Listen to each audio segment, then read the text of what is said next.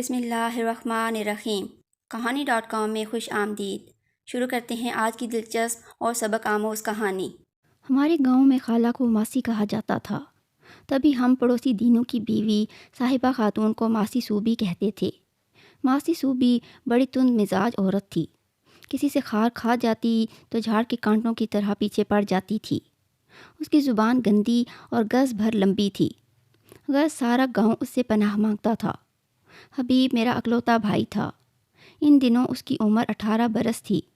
اس نے گاؤں کے اسکول سے 8 جماعتیں پاس کر لیں تو بیکار پھرنے لگا۔ والد صاحب نے امی سے کہا کہ حبیب کی پڑھائی کا سلسلہ تو ختم ہوا، اس کو سمجھاؤ کہ روزمرہ کے کاموں میں میرا ہاتھ بٹایا کرے۔ ان کا مطلب تھا کہ حبیب اپنے مال مویشی روزانہ چرانے لے جائے، جبکہ میرے بھائی کو یہ منظور نہ تھا۔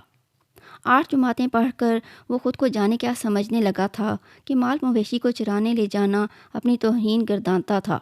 کچھ عرصہ والد صاحب اسے کھیتی باڑی کے کاموں کی طرف راغب کرتے رہے۔ جب حبیب نے ایسے کسی کام میں دلچسپی نہ لی جس سے اس کے اجلے کپڑوں پر مٹی لگ جائے تو ابو نے ایک دوست سے کہہ کر اسے پلمبری کا کام سیکھنے پر لگا دیا۔ حبیب 6 ماہ تک یہ کام سیکھنے شہر جاتا رہا۔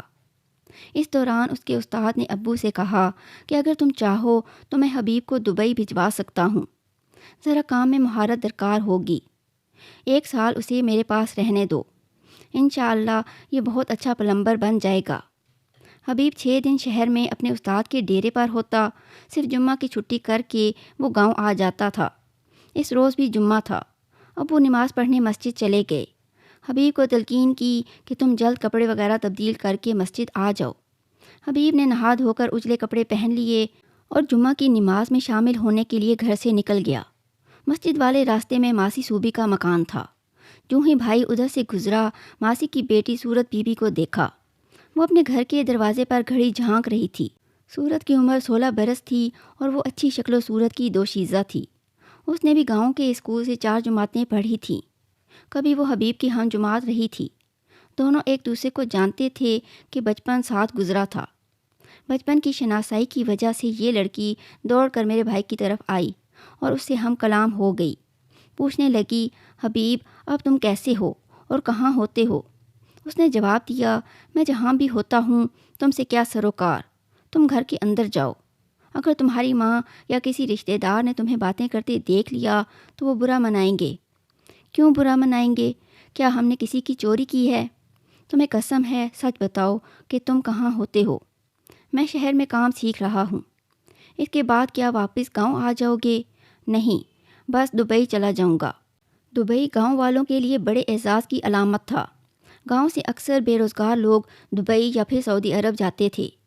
وہ وہاں محنت مزدوری کرتے، لیکن جب لوٹتے اپنے گھر والوں کے لیے انواع و اقسام کے تحفے لاتے اور دبئی کی کمائی سے اپنے مالی حالات سدھارنے میں کامیاب ہو جاتے تھے۔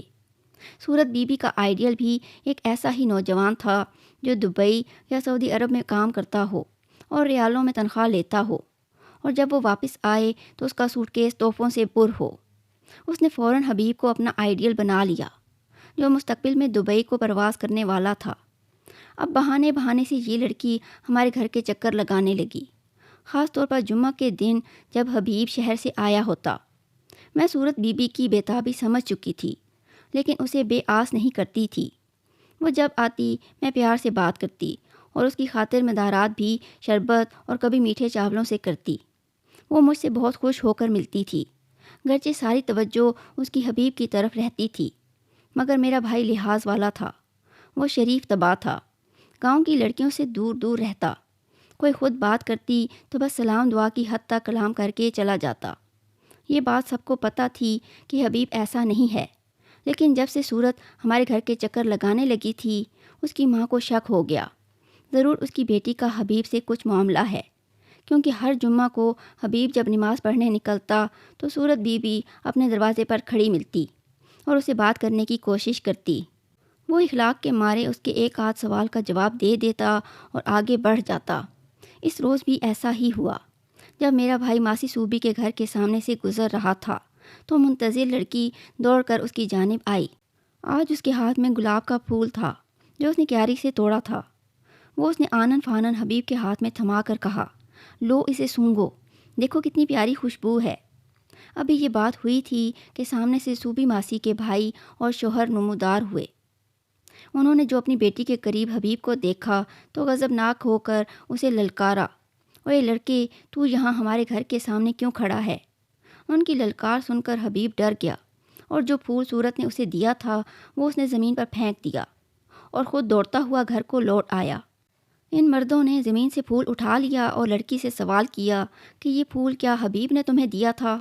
وہ بولی، ہاں، وہ دینا چاہتا تھا، لیکن آپ لوگوں کی آواز سن کر اس نے پھول پھینک دیا اور وہ بھاگ گیا۔ لڑکی نے اپنا کیا میرے بھائی پر ڈال دیا۔ اس طرح اس نے اپنی جان بچا لی، مگر یہ ان پڑھ گنوار لوگ میرے بھائی کے پیچھے پڑ گئے۔ انہوں نے اعلان کر دیا کہ حبیب اگر ان کو نظر آیا تو وہ اس کو گولی مار دیں گے۔ انہوں نے میرے والد صاحب کو بھی بلا کر دھمکیاں دیں کہ اپنے بیٹے کی شکل یہاں سے گم کرو، ورنہ تمہاری ہماری دشمنی نسلوں تک چلے گی۔ والد صاحب گھبرا گئے۔ حبیب ان کا اکلوتا بیٹا تھا، وہ کسی صورت اسے کھونا نہ چاہتے تھے، لہٰذا انہوں نے استاد جی سے بات کی۔ اس نے کہا، آپ فکر نہ کریں، اس نے کافی کام سیکھ لیا ہے، میں اس کو اپنے دوست کے پاس دبئی بھجوا دیتا ہوں۔ حبیب دبئی چلا گیا۔ میں اپنے بھائی کے لیے اداس رہنے لگی۔ امی بھی رات دن اس کی خیر و عافیت کی دعائیں کرتی تھیں کہ خدا کرے میرا بیٹا پردیس میں خیریت سے ہو۔ وقت گزرتا رہا، یہاں تک کہ 3 سال گزر گئے۔ حبیب نے دبئی میں اچھا خاصا کما لیا۔ وہ ہر ماہ امی ابو کو رقم بھجواتا رہا۔ اس رقم سے والد صاحب نے اپنا کچا مکان پکا کروا لیا اور ہمارے مالی حالات بہت بہتر ہو گئے۔ امی کا خیال تھا جب میرا بیٹا لوٹے گا تو اس کا صحرا سجانے کا اہتمام کروں گی۔ اس غرض سے انہوں نے اپنی بہن خالہ عشرت سے بات کر لی تھی، جن کی بیٹی سے امی حبیب کی شادی کرنا چاہتی تھیں۔ انتظار کی گھڑیاں طویل سے ہی ختم ہو جاتی ہیں۔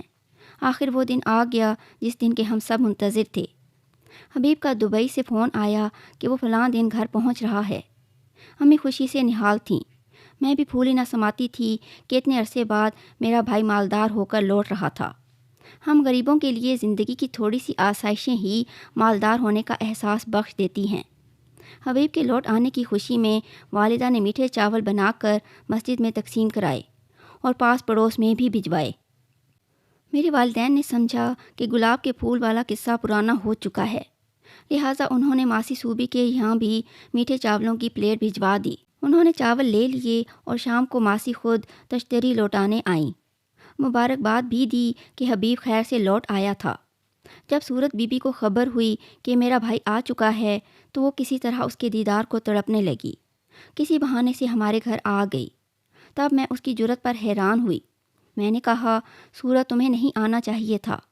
کیا تم چاہتی ہو کہ جو دشمنی مردوں میں تمہاری وجہ سے ہوتے ہوتے رہ گئی تھی وہ قصہ دوبارہ جوان ہو جائے؟ خدا را اب تم ہمارے گھر سے دور رہو، کہیں تمہارے کارن خون خرابہ نہ ہو جائے۔ اس نے میری بات کا برا مانا، بولی، ٹھیک ہے، آج آئی ہوں، دوبارہ نہیں آؤں گی۔ ہاں، تمہاری بڑی مہربانی ہوگی۔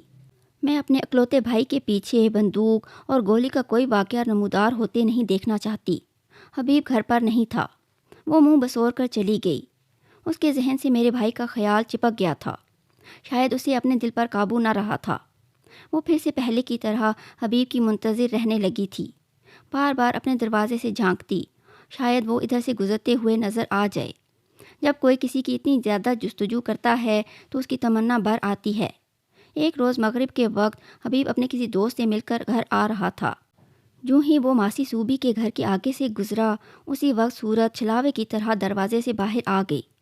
جانے وہ کب سے منتظر کھڑی تھی یا پھر یہ اتفاق تھا۔ بہرحال اس نے حبیب کو دیکھا تو بے اختیار اسے پکار لیا۔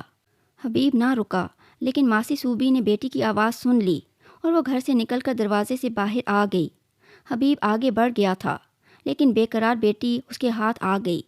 ماسی صوبی نے جوتا اتار کر لڑکی کو مارنا شروع کیا، اسے مارتی ہوئی اندر لے گئی۔ بولی، بدبخت، کس کس کی موت کو آواز دینا چاہتی ہے، خود تو مرے گی ہی۔ اس روز پانی لگانے کی باری صورت کے باپ اور بھائی کی تھی۔ یہ دونوں گھر سے کافی دور اپنے زمیندار کے کھیتوں کو سیراب کرنے گئے ہوئے تھے۔ انہوں نے 3 روز بعد گھر لوٹنا تھا۔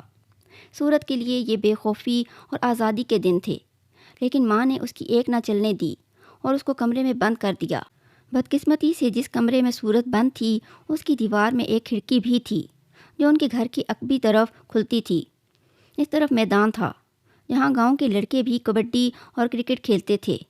اس روز ان کا کرکٹ میچ تھا۔ 2 لڑکے ہمارے دروازے پر آئے اور میرے بھائی کو خاص طور پر اپنا میچ دیکھنے کے لیے مدعو کر کے گئے۔ وہ پرانے دوستوں کے اصرار کی وجہ سے میچ دیکھنے چلا گیا۔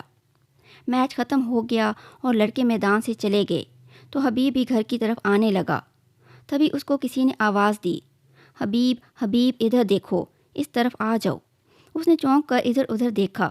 سامنے کھڑکی کا پٹ نیم وا تھا اور صورت بی بی اس میں سے جھانک رہی تھی۔ بھائی ٹھٹک کر ٹھہر گیا۔ ابھی تک اس کی سمجھ میں نہ آ سکا تھا کہ کون اس کو پکار رہا ہے۔ تبھی وہ لڑکی کھڑکی کے اندر لگی زنجیر کھولنے میں کامیاب ہو گئی اور آنن فانن کود کر باہر نکل آئی۔ ماسی صوبی اپنے کمرے میں سو رہی تھی۔ وہ شوگر کی مریضہ تھی اور کافی موٹی تھی۔ تھوڑا سا کام کاج کر کے تھک جاتی تھی۔ وہ تو گھر کو تالا لگا کر اطمینان سے سوئی تھی کہ اب بیٹی باہر نہ جا سکے گی، مگر پاگل صورت بی بی میرے بھائی کی محبت میں عاقبت نا اندیش ہو چکی تھی۔ اس نے کچھ نہ سوچا، دوڑ کر حبیب کی طرف آ گئی۔ اس کو یوں یکا یک سامنے دیکھ کر وہ گھبرا گیا۔ اس نے کہا، واپس گھر لوٹ جاؤ، اس سے پہلے کہ کوئی تمہیں یہاں میرے ساتھ میدان میں دیکھ لے۔ ابا اور بھائی کھیتوں میں پانی لگانے گئے ہیں، اب کس کا ڈر ہے؟ ماں سو چکی ہے، تم 2 گھڑی بات کر لو، پھر ایسا موقع نہیں ملے گا۔ تمہیں خدا کا واسطہ حبیب، میں تمہارے لیے بہت بے چین ہوں، ایک لمحے کو بات سن لو۔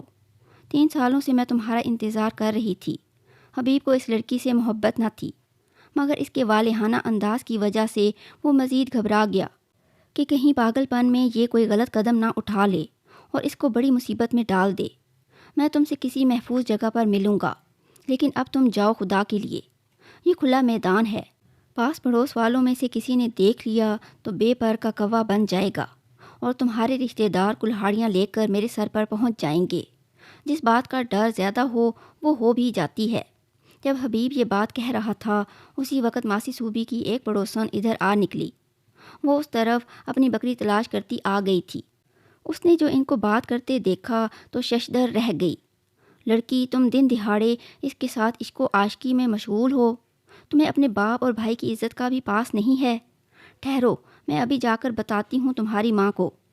پہلے بھی یہ قصہ سارے گاؤں میں مشہور ہوا تھا اور اب پھر تم لوگ اسی رستے پر چل رہے ہو۔ جانتی ہو اس محبت کا انجام؟ وہ عورت اپنی گمشدہ بکری بھلا کر ایک نئے کام میں مشغول ہو گئی۔ حبیب پریشان حال گھر آ گیا۔ اس نے مذکورہ عورت زینت کی منت بھی کی کہ خالہ خدا کے لیے کسی سے ذکر نہ کرنا۔ میں نے صورت بی بی کو نہیں بلایا، یہ خود آئی تھی، لیکن وہ پیٹ کی ہلکی تھی۔ اس نے ساری بستی میں یہ بات پھیلا دی کہ حبیب صورت کو دن دہاڑے بھگا کر لے جا رہا تھا۔ یہ تو میں سر پر پہنچ گئی، ورنہ آج یہ دونوں بستی سے غائب ہو چکے تھے۔ ماسی صوبی کے پاؤں تلے سے زمین نکل گئی۔ وہ جانتی تھی یہ خبر اس کے شوہر اور بیٹوں کو ضرور ملے گی۔ اس کے بعد کا منظر وہ تصور نہ کر سکتی تھی۔ تبھی آنے والی قیامت سے بچنے کے لیے وہ ہمارے گھر آئی اور حبیب کو ایک طرف کونے میں لے جا کر بولی، آج رات عشاء کے بعد میرے گھر آنا، تم سے ایک بات کرنی ہے۔ حبیب پاگل نہ تھا کہ اس چلتر باز کے جھانسے میں آ جاتا۔ اس نے عافیت اسی میں جانی کہ وہ اسی وقت اپنے ماموں سے ملنے کے بہانے ساتھ والے گاؤں چلا گیا۔ ماسی صوبی نے گھر کے دروازے پر چارپائی بچھا لی۔ اب وہ اس انتظار میں تھی کہ کب حبیب ادھر سے گزرے اور وہ اس کے لتے لے۔ ایک دن ماموں کے گھر رہ کر وہ رات کو دیر سے گھر لوٹ رہا تھا کہ کتوں نے بھونکنا شروع کر دیا۔ وہ ان سے بچنے کو تیز تیز چلا تو وہ بھی اس کے پیچھے لپکے۔ تبھی بوکھلا کر وہ راستے کے بیچ پڑی ماسی صوبی کی چارپائی سے ٹکرا گیا۔ ماسی شاید اس وقت غنودگی کے عالم میں تھی۔ اچانک چارپائی کو دھکا لگا تو بوکھلا کر چیخ ماری اور حبیب کا گریبان پکڑ لیا۔ وہ بیچارہ خود کو چھڑاتے ہوئے چارپائی پر جا گرا۔ ماسی صوبی نے ایسا ہنگامہ کیا کہ ساتھ والے گھروں سے مرد نکل آئے۔ سبھی نے یک زبان ہو کر پوچھا، کیا ہوا بھائی، کیا ہو گیا؟ ماسی نے فریاد کی کہ اس نابکار حبیب کو حوالے پولیس کرو، شاید کہ اس نے میری بیٹی سے چوری چھپے ملاقات کا پروگرام بنایا ہوگا، تبھی یہ میری چارپائی سے ٹکرا گیا اور مجھ پر گر گیا۔ حبیب نے لاکھ کہا کہ اس کو کتوں نے بھوکھلا دیا تھا، اندھیرے میں چارپائی دکھائی نہ دی، تبھی ٹکرا گیا تھا۔ کتوں کے بھونکنے کی آواز تو پڑوسیوں نے بھی سن لی تھی۔ تبھی ان میں سے ایک نے کہا، صاحبہ خاتون، حبیب سے تو ہم نمٹ لیتے ہیں، تم یہ بتاؤ کہ رات کے وقت تم نے کیوں دروازے سے باہر چارپائی بچھا رکھی تھی؟ گھر سے باہر نکل کر سونے کا کیا مطلب تھا؟ میں اپنے گھر کی حفاظت اور نگرانی کر رہی تھی۔ شوہر اور بیٹے گھر پر نہ ہوں اور حالات مشکوک ہو جائیں تو کیا کرنا چاہیے؟ آپ خود سوچیں۔ گھر میں اکیلی جوان بیٹی ہے اور حبیب نے جیسے میرا گھر طاق رکھا تھا۔ ایک پڑوسی سیانہ تھا، اس نے عورت کو سمجھایا کہ تم غلط طریقے پر چل رہی ہو، یہ گزرگاہ ہے، ادھر کسی عورت کا چارپائی ڈال کر سونا بری بات ہے، بے شک دروازہ اپنا ہی کیوں نہ ہو، لیکن ہمیں اعتراض ہے، تم آئندہ یہاں مت سونا۔ بات بڑھانے کی بجائے ان لوگوں نے حبیب کو کہا کہ تم آئندہ عشاء کے بعد ادھر سے مت گزرنا، ورنہ ہم تمہیں مجرم سمجھ لیں گے، اور پھر جانتے ہو اس لاپرواہی کا انجام۔ میرا بھائی بیچارہ جان بچا کر بھاگا کہ وہ سخت مشکل میں گھر گیا تھا، بنا کسی قصور کے ایک بڑی سزا اس کے لیے تیار تھی۔ لوگ انجام سے بے پرواہ بس چسکے میں اکثر ایسی الٹی سیدھی باتیں کر جاتے ہیں جو کسی شخص کو موت کی وادی کی طرف بھی لے جاتی ہیں۔ کچھ ایسا ہی معاملہ ہونے والا تھا، کیونکہ جب ماسی صوبی کے بیٹے اور شوہر گھر لوٹے، کسی طرح کچھ بدخواہوں نے بے پرکی بھی اڑا دی۔ معاملہ ان کی سمجھ میں نہ آ رہا تھا۔ پڑوسی فساد کے خوف سے چپ تھے، کیونکہ انہوں نے حبیب کو کسی لڑکی سے بات کرتے نہ دیکھا۔ البتہ ماسی صوبی اور چارپائی والا معاملہ تشت از بام ہو گیا۔ ماسی کے شوہر نے باز پرس کی تو اس نے صحیح بات بتا دی کہ گھر کی حفاظت کے خیال سے چارپائی باہر بچھائی تھی۔ حبیب کو رات کے اندھیرے میں دکھائی نہ دی۔ وہ ٹھوکر کھا کر اوندھے منہ چارپائی پر گر گیا تو میں نے ڈر کر شور مچا دیا۔ شوہر نے آنکھیں نکال کر کہا، حبیب اتنی رات گئے ادھر کیوں آیا تھا؟ وہ گھر سے ادھر نہیں آیا تھا، بلکہ ماموں کے گاؤں سے گھر جا رہا تھا کہ کھیتوں کے کتوں نے اس کو ہراساں کیا، بھاگتے ہوئے ٹھوکر لگ گئی۔ بیوی کے بیان کا یقین کرتے ہوئے اس کا خاوند تو چپ ہو گیا، مگر گاؤں میں چارپائی سے ٹھوکر ایک کہانی بن گئی۔ کچھ بد زبانوں نے یہاں تک کہہ دیا کہ حبیب ماسی صوبی کی عزت خراب کرنے اس کی چارپائی پر جان بوجھ کر گرا تھا۔ کسی کے منہ پر کون ہاتھ رکھ سکتا ہے؟ حالانکہ یہ تو سوچا بھی نہیں جا سکتا تھا کہ حبیب اپنی ماں جیسی عمر والی عورت کے ساتھ بدنیتی کا ناٹک کرے گا۔ ان حالات کی وجہ سے ابا مجبور ہو گئے کہ وہ اپنے اس گاؤں کو خیر آباد کہہ دیں، جہاں ان کے آباء و اجداد کی قبریں تھیں۔ میرے والد یہاں پیدا ہوئے، پلے بڑھے، اولاد والے ہو گئے تھے۔ ہم لوگوں نے بھی اسی جگہ جنم لیا تھا۔ ہمیں اپنے گاؤں سے بہت محبت تھی، لیکن مجبوری تھی۔ گاؤں نہ چھوڑتے تو کل جانے کیا ہو جاتا، کیونکہ گاؤں میں اگر ایک بار کسی کی عزت خراب ہو جائے تو پھر لوگ اس کو مشکوک جان لیتے ہیں اور اس پر اعتبار نہیں کرتے۔ ہمارا گھر بار چھوٹا، کھیت کھلیان اونے پونے ابا نے بیچ دیے، پھر ہم وہاں سے کوچ کر کے ماموں والے گاؤں میں جا کر آباد ہو گئے۔ جس روز ہم جا رہے تھے، صورت بی بی اپنے دروازے میں کھڑی جھانک رہی تھی۔ وہ بڑی حسرت اور دکھ سے ہمیں جاتے دیکھ رہی تھی۔ اس وقت بھائی کے چہرے پر بھی افسردگی تھی۔ کاش صورت بی بی کو عقل ہوتی تو ہمیں اپنا گاؤں نہ چھوڑنا پڑتا۔ دل کی لگی ہے ہی ایسی چیز کہ اس میں عقل جاتی رہتی ہے۔ آج بھی اپنے گاؤں کے درختوں کی ٹھنڈی چھاؤں اور اپنا گھر بار یاد آتا ہے تو دل کو ٹھیس ہی لگتی ہے۔ ایک ہم جولی سے سنا تھا کہ صورت بی بی کی شادی ہو گئی ہے، لیکن وہ ابھی تک میرے بھائی کو یاد کر کے اداس ہو جاتی ہے۔ یہ تھی آج کی کہانی۔ اگر ویڈیو پسند آئے تو اسے لائک اور شیئر کریں، چینل کو سبسکرائب کریں اور بیل نوٹیفیکیشن آن کر دیں تاکہ ہماری آنے والی ہر کہانی آپ کو بر وقت مل سکے۔ کمنٹس میں اپنی قیمتی آراء سے ضرور آگاہ کریں۔ اپنا اور اپنے چاہنے والوں کا بہت زیادہ خیال رکھیں۔ اللہ حافظ۔